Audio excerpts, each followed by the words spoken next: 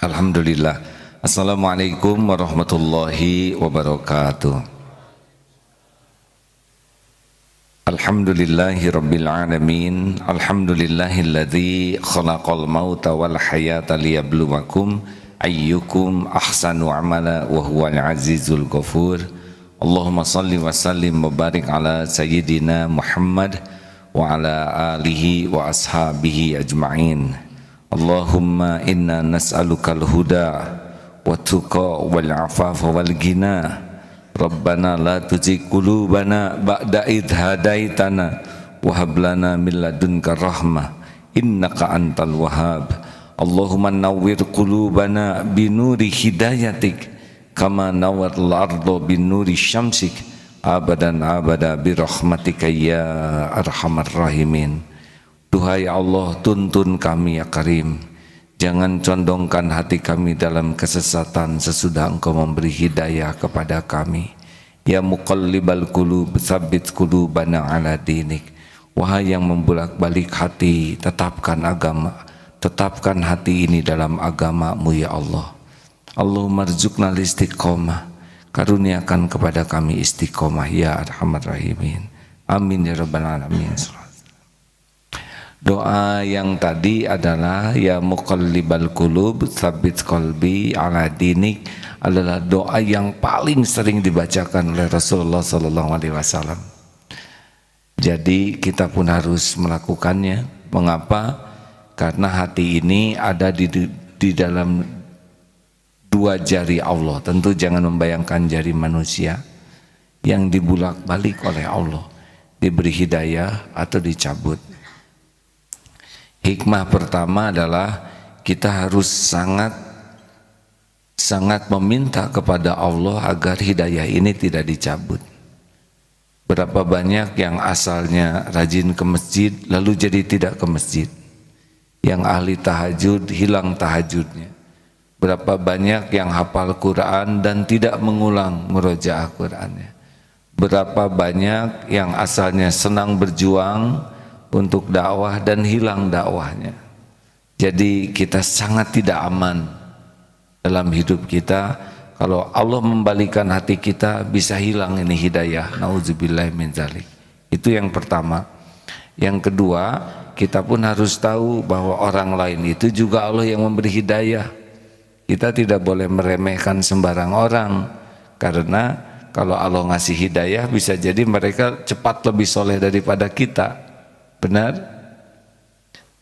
Nah, yang ketiga, di dalam dakwah tidak boleh putus asa, karena dakwah itu yang paling penting adalah mengubah diri kita. Dengan niat berdakwah, maka jadikanlah diri kita bukti indahnya Islam. Kita belajar, kita amalkan. Allah yang memberi hidayah. Dalilnya surat Al-Baqarah ayat 272. Kita simak hadirin. A'udzu billahi minasy syaithanir rajim. Laisa 'alaika hudahum walakinna Allah yahdi man yasha. وما تنفقوا من خير فلأنفسكم وما تنفقون إلا ابتغاء وجه الله وما تنفقوا من خير يوفى إليكم وأنتم لا تظلمون. Bukanlah kewajibanmu menjadikan mereka mendapat petunjuk, tapi Allah lah yang memberikan hidayah, petunjuk kepada siapa yang Dia kehendaki. Allah lah yang memberikan petunjuk, hidayah kepada siapa yang Dia kehendaki. Apapun harta yang kamu infakkan, maka kebaikannya untuk dirimu sendiri. Dan janganlah kamu berinfak melainkan hanya karena mencari keridhaan Allah. Dan apapun harta yang kamu infakkan, niscaya kamu akan diberi pahala secara penuh dan kamu tidak akan dirugikan. Al-Baqarah 272. Satu lagi adalah Al-Qasas surat ke-28 ayat 56. Betapa hidayah itu adalah Allah yang mutlak, ya. Walaupun sangat diinginkan, tapi kalau Allah tidak memberi tidak dapat. Tapi kalaupun Allah memberi, maka tidak ada yang bisa menolak. Surat Qasas surat 28 ayat 56. أعوذ بالله من الشيطان الرجيم إنك لا تهدي من أحببت ولكن الله يهدي من يشاء وهو أعلم بالمهتدين. Sungguh engkau Muhammad tidak dapat memberi petunjuk kepada orang yang engkau kasihi, tapi Allah lah yang memberikan petunjuk hidayah kepada yang Dia kehendaki, dan Dia Allah lebih mengetahui orang-orang yang mau menerima petunjuk. Masya Allah. Begini hadirin, kenapa ada orang yang dapat hidayah? Kalau kita dengar runutan, orang itu hati kecilnya mencari kebenaran. Walaupun lahir dari keluarga yang bukan Islam, tapi dia selalu ingin tahu siapa sih Allah itu, Tuhan itu. Mana yang benar? Ini tiap agama merasa benar. Nah, Allah tahu itu lintasan hati setiap hambanya. Makanya orang-orang yang mencari kebenaran itu tidak usah risau. Pasti Allah tahu setiap isi hati. Wa huwa alimum bidati sudur, dan Dia mengetahui apa yang ada di dalam hati. Wa asiru qaulakum awijharu bih innahu alimum bidati sudur. Surat Al-Mulk ayat 13. Mau engkau rahasiakan kata-katamu, mau engkau zaharkan, Allah tahu isi hati. Dan begitu pula ada orang yang di pesantren, ilmu ditambah oleh Allah, ilmu ada, tapi tetap kenapa kelakuannya tidak robah? Mengapa tinggal di pesantren, di lingkungan yang banyak ilmu agama, dekat dengan ulama, tapi dia tidak berubah? Mungkin ilmunya bertambah, tapi akhlaknya tidak berubah. Allah tahu hatinya nyari apa dari ilmu ini. Allah tahu persis hati kita. Apakah dia belajar cari gelar, cari pangkat, cari jabatan, cari kedudukan di sisi orang, cari pujian orang, dan itu tidak bisa bohong. Jadi Allah tahu persis hati setiap hambanya. Sama nih, seperti sedang ceramah ini, Allah tahu persis hati saya nih, niatnya apa, bicara ini sasarannya apa. Tidak bisa ada yang tersembunyi bagi Allah. Makanya hadirin sekalian, kita harus waspada nih. Walaupun kita dekat dengan ulama, walaupun kita ada di lingkungan yang penuh ilmu agama, belum tentu kita bisa mengamalkan ilmu tersebut kalau niatnya dari awal sudah salah. Mungkin sudah pernah kita bahas kenapa orang yang punya ilmu agama beda antara ilmu dengan kelakuannya. Satu, karena niatnya memang dari awal niat cari ilmunya untuk kedudukan di sisi makhluk, untuk dipuji, dikagumi, dihargai, lewat saja. Yang kedua, ilusi ilmu. Dia sudah merasa beramal dengan tahu. Jadi ada orang yang senang sekali diskusi, tapi dia tidak mengamalkannya, tapi dia sudah merasa. Nah, yang ketiga, ujub dan takabur. Dia selain sudah merasa beramal, dia merasa lebih dari yang lain, merendahkan orang-orang lain hanya karena dia sudah merasa, saya lulusan pesantren, saya paham, pernah belajar agama, saya sarjana IAIN, saya pernah kuliah di luar negeri. Nah, ilmu agama yang membuatnya ujub dan takabur, itu membuat dia kehilangan taufik untuk mengamalkan ilmunya. Jadi hati-hati ini. Pada saat yang sama, pada waktu kita dakwah ini ya, kita tidak boleh merasa diri kita yang bisa membulak-balik hati orang.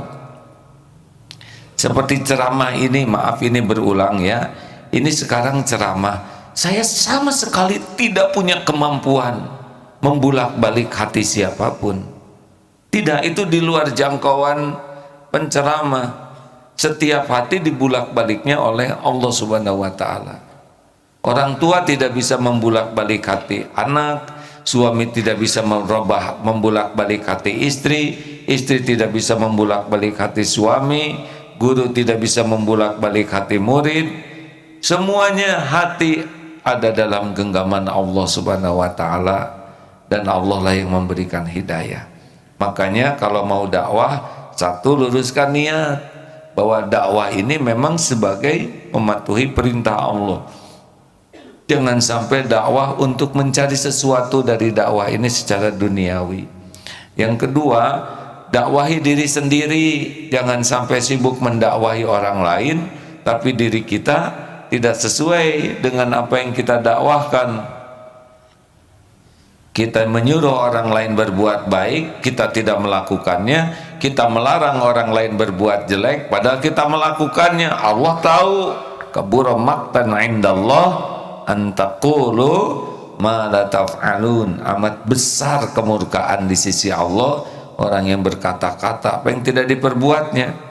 Ini memang berkaitan dengan, kalau tidak salah, asbabun nuzulnya perang Uhud, yang dia mengatakan sudah berbuat sesuatu padahal dia tidak. Hati-hati hadirin. Yang ketiga, sampaikan dakwah itu dengan cara yang sesuai. Ud'u ila sabili rabbika bil hikmah. Karena bukan kita yang ngebulak-balik hati orang. Jadi kita tidak perlu berdakwah dengan cara-cara yang berlebihan, karena bukan kita yang membulak-balik hati. Dan orang dapat hidayah itu macam-macam caranya. Tidak harus dengan kecanggihan bicara, tidak harus dengan kecanggihan apa retorika. Ada yang oleh Allah diberi hidayah dengan perkara-perkara sepele, perkara-perkara sederhana.